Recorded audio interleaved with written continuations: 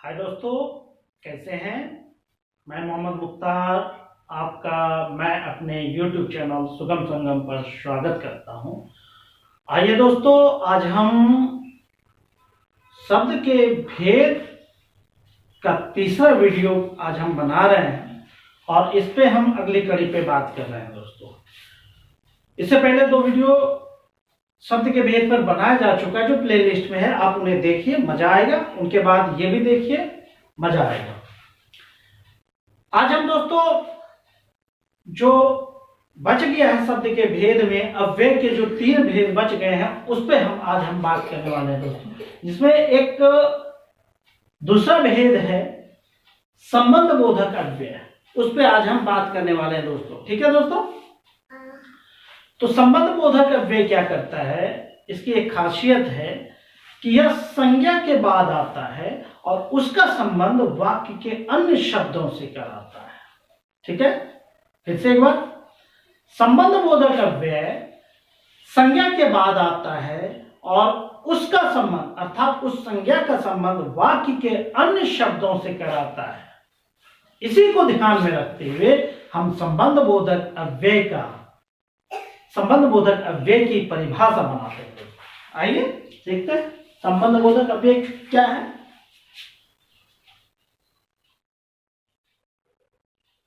वह अव्यय जो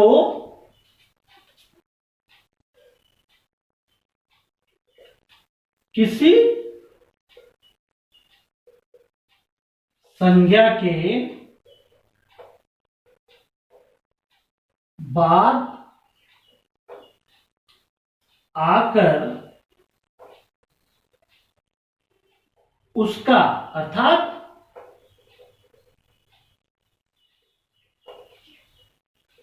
संज्ञा का, ठीक है, संबंध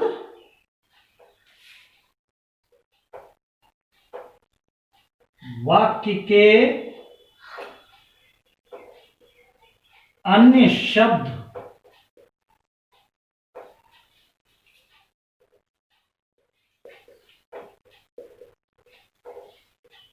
बताता है,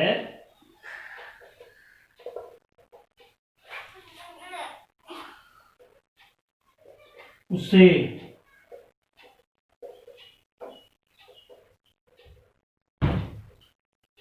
संबंध बोधक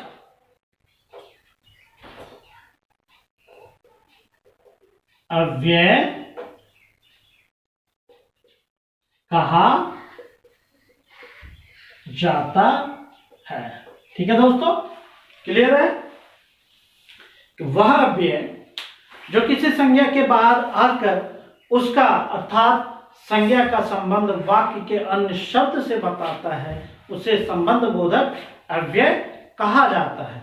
अब आइए दोस्तों, अब हम एक उदाहरण से इनको समझने का प्रयास करते हैं। और वो उदाहरण क्या है दोस्तों, देखिए, जैसे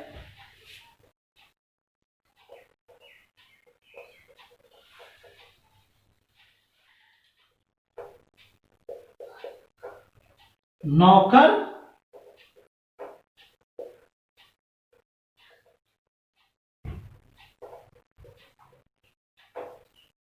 दिन भर चला। एक और वाक्य लेते हैं,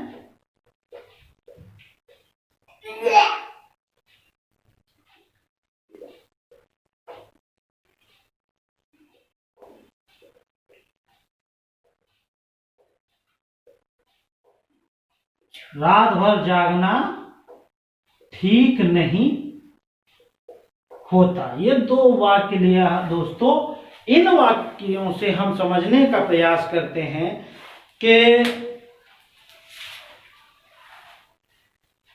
कि इनमें कहां संबंध बोधक अव्यय का प्रयोग हुआ है। तो दोस्तों देखिए, पहला वाक्य में है नौकर दिन भर चला। ये भर जो है ना, ये संबंध बोधक अव्यय है। और इसमें क्या कहता है कि किसी संज्ञा के बाद आकर, चूंकि इसके बाद आया, दिन के बाद आया, इसका संबंध इस चला से बता रहा है, ठीक है ना। तो इस हिसाब से यह भर जो है संबंध बोधक अव्यय का काम करता है। दूसरे वाक्य में देखिए, ये भर यहां भी है, ठीक है। यह भर संबंध बोधक अव्यय है और यह रात के बाद आया है और रात का संबंध इस जागना से करा रहा है। तो इस हिसाब से यह यहां दोनों में भर शब्द है, यह दोनों भर संबंध बोधक अव्यय का उदाहरण है, ठीक है। आइए एक और उदाहरण से समझने का प्रयास करते हैं।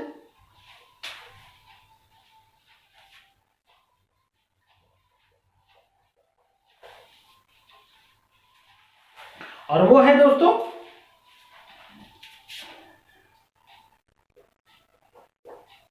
मोहन गांव तक गया। इसमें भी देखिए दोस्तों कि यहां पे यह तक जो लिखा है वह संबंध बोधक अव्यय का उदाहरण है। इसमें यह गांव का संबंध गया से जोड़ता है, इस हिसाब से यह तक जो है संबंध बोधक अव्यय का उदाहरण है। तो आप उदाहरण को समझाएंगे दोस्तों, ठीक है। पिछली परिभाषाओं में हम डिटेल बताते थे, अब थोड़ी आप भी आगे कीजिए।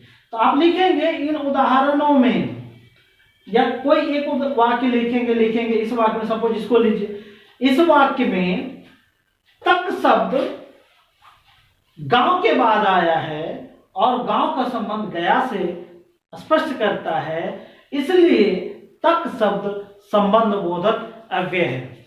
और इस तरह आप हर परिभाषा, हर उदाहरण को समझाने का प्रयास कर सकते हैं। आइए अब हम जो है कि नेक्स्ट भेद पे हम बात करते हैं, और वो क्या है दोस्तों, देखिए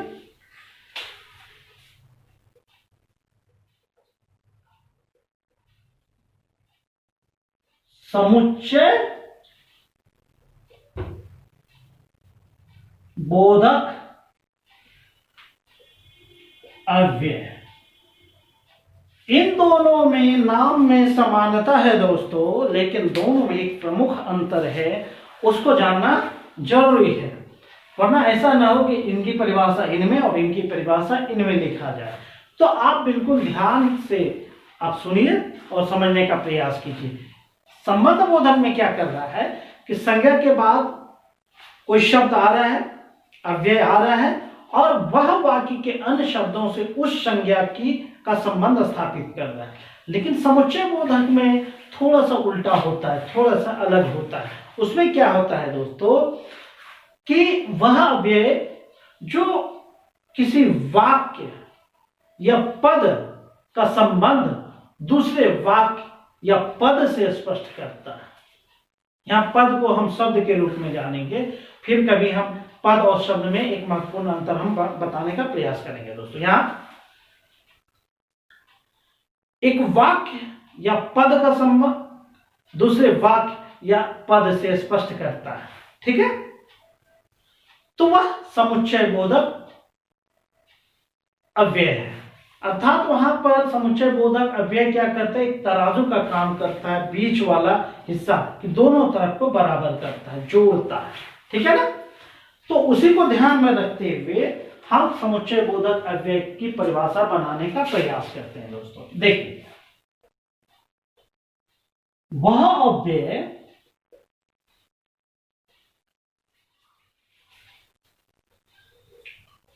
जो एक वाक्य या पद का संबंध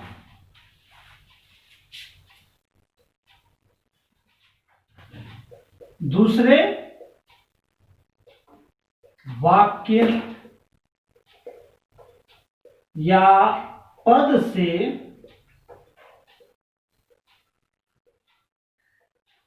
बताता है, उसे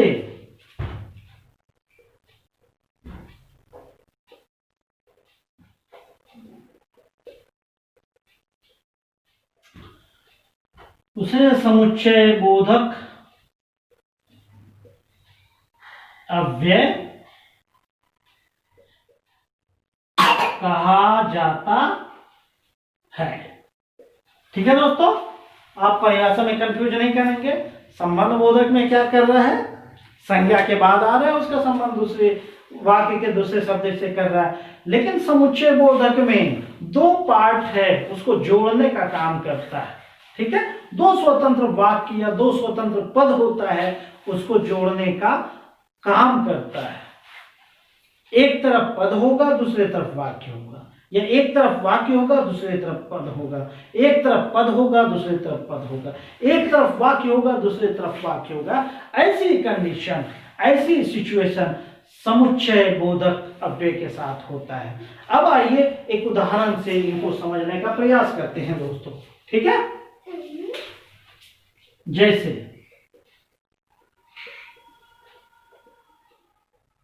राम आया और गया।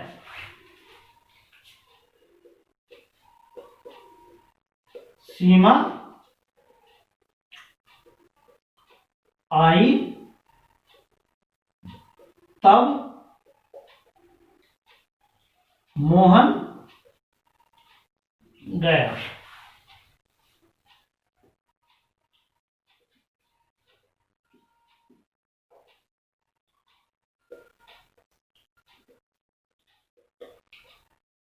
राजा दौड़ता है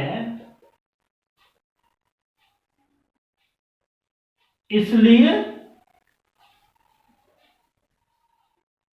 वह थक जाता है। ये तीन वाक्य लिखा हमने दोस्तों, और तीनों वाक्य में आइए हम जानने का प्रयास करते हैं कि इसमें समुच्चय बोधक अव्यय कहाँ है। तो पहले वाक्य में देखिए दोस्तों, राम आया और गया, ये और समुच्चय बोधक अव्यय का उदाहरण है। यह और जो है इस वाक्य को गया से जोड़ रहा है। यही गया, ये क्या है, पद है। ठीक है, और यह क्या है, वाक्य है ना। वाक्य और पद को जोड़ने वाला, एक संबंध स्थापित करने वाला काम करता है, वो अव्यय है, समुच्चय बोधक। दूसरे वाक्य में देखिए, सीमा आई तब मोहन गया, ये तब जो है समुच्चय बोधक अव्यय है। ठीक है, तीसरा वाक्य में देखिए, राजा दौड़ता है इसलिए वह थक जाता है। इसमें दो वाक्य है, राजा खेलता है और वह थक जाता है, दो वाक्य है, इसको जोड़ने का काम कर रहा है इसलिए। तो अतः ये और तब इसलिए, ये समुच्चय बोधक अव्यय का उदाहरण है। तो हमें उम्मीद है दोस्तों कि आपको संबंध बोधक अव्यय और समुच्चय बोधक अव्यय क्लियर हो गया होगा। अगर फिर भी डाउट रहता है तो एक दो बार आप वीडियो को देखिए, फिर क्लियर हो जाएगा। ठीक है, तो आप इन्हें स्क्रीनशॉट ले लें या लिख लें, क्योंकि इनके बाद फिर हम बात करते हैं। ठीक है दोस्तों, आइए दोस्तों अब हम विस्मयादि बोधक अव्यय के बारे में बात कर लें। यह वो अव्यय है दोस्तों जो मनुष्य के हर्ष, शोक, दुख इत्यादि भाव का बोध कराता है। ठीक है, लेकिन इस अव्यय की एक खासियत यह है कि इसका संबंध वाक्य के अन्य शब्दों से स्वतंत्र होता है। वाक्य के अन्य शब्दों से इसका कोई संबंध नहीं होता है। ठीक है, इसी को ध्यान में रखते हुए हम जो है एक विस्मयादि बोधक अव्यय की एक परिभाषा बनाने का प्रयास करते हैं। ठीक है दोस्तों, देखिए वह अव्यय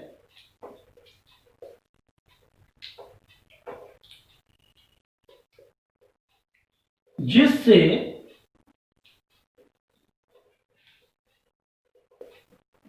मनुष्य के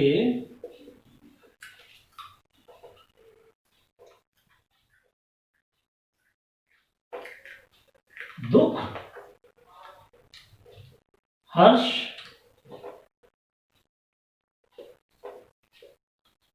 आदि भाव का बोध हो तथा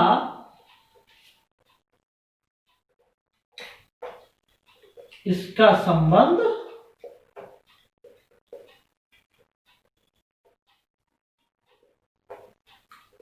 वाक्य के अन्य भागों या पदों से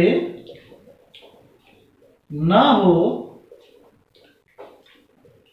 उसे विस्मयादि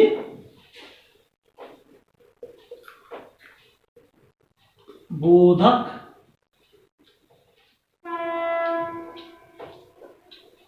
अव्यय कहा जाता है। इतनी बातें दोस्तों आपको विस्मय आदि बोधक अव्यय की परिभाषा में लिखना है।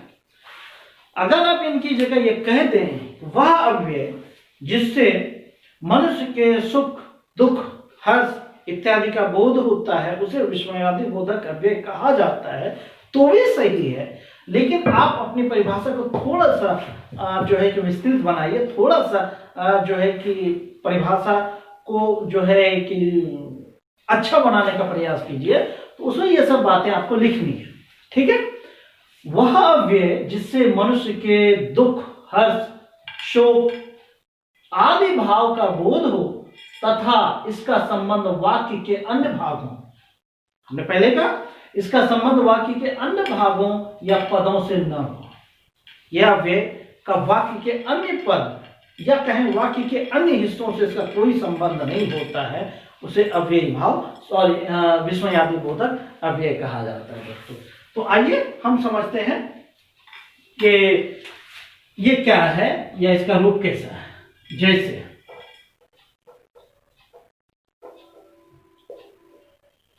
वाह क्या बात है,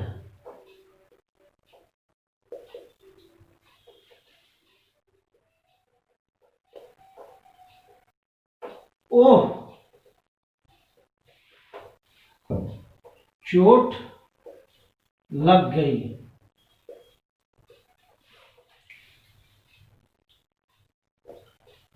हाय क्या हो गया।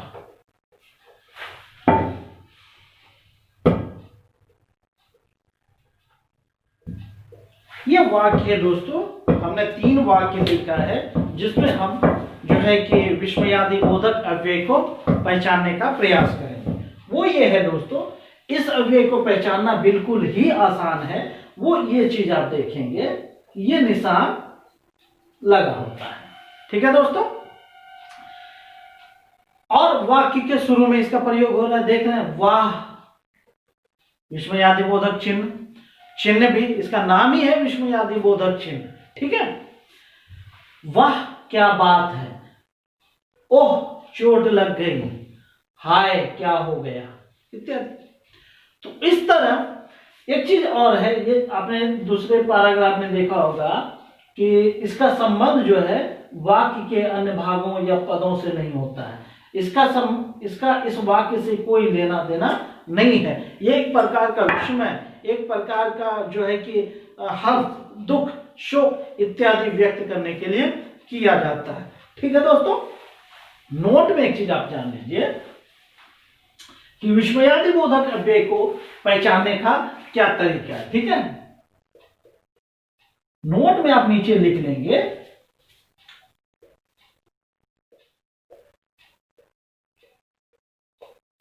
विस्मयादि बोधक अव्यय के साथ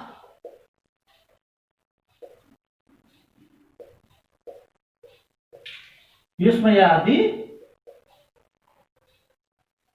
बोधक चिन्ह का प्रयोग, इसको इस तरह आप चाहें तो कोमा में ब्रैकेट में लिख सकते हैं, चिन्ह का प्रयोग होता है। तो इसलिए इस अव्यय को पहचानना अन्य अव्यय के मुकाबले बहुत ही आसान है। ठीक है दोस्तों, इस तरह हमने अव्यय को आज हमने क्लियर कर दिया और हम उम्मीद करते हैं कि आपकी तैयारी भरपूर हो, क्योंकि आने वाला समय कंपटीशन के लिहाज से बहुत ही डिफिकल्ट होने वाला है और जिसमें शॉर्टकट हमारा काम नहीं आने वाला है। और इसी के साथ कि आपकी तैयारी भरपूर हो, आप अपनी पढ़ाई लगन और मजबूती के साथ करते रहें। इसी के साथ थैंक यू। जय हिंद, जय भारत।